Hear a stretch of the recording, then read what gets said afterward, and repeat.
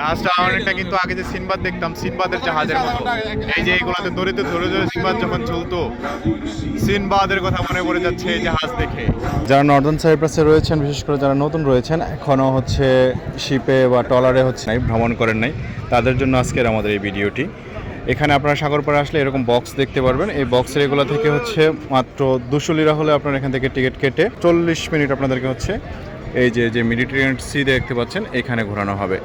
এই যে দেখতে পাচ্ছেন এখানে এরকম অসংখ্য আরও ট্রলার রয়েছে, শিপ বা জাহাজ রয়েছে। আমরা চয়েস করেছি এটা প্রিন্সেস।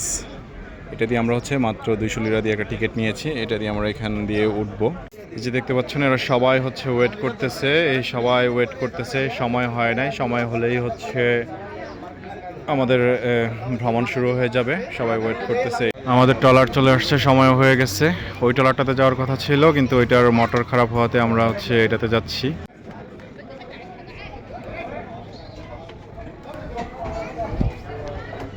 বোটে আমরা উঠে গেছি অলরেডি। এখন অনেকে উপরে যেতে পারে, আমরাও উপরে চলে যাচ্ছি।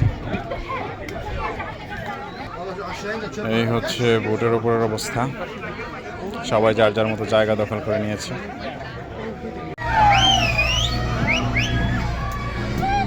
এরা খুব আনন্দ করছে, অনেকেই খুব আনন্দ করতেছে। আমাদের ইয়েটা এখন মোটামুটি বেশ স্পিডে চলা শুরু হয়েছে।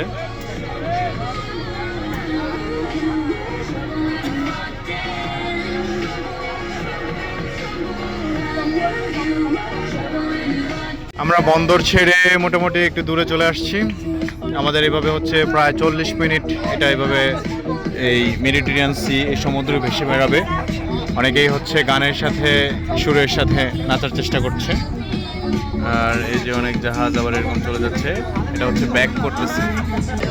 এই হচ্ছে সমুদ্রটা, বিশ্বের অন্যতম দীর্ঘ যে সাগর রয়েছে সেই সাগর মেডিটেরিয়ান সি বা ভূমধ্য মহাসাগর। এখানে হচ্ছে বিশেষ করে অনেকে সম্ভবত ইরানিয়ান, এরা সুন্দর আনন্দ করতেছে গানের সাথে, আরবিয়ান গানের সাথে এরা নিজেদের বেশ আনন্দ করতেছে।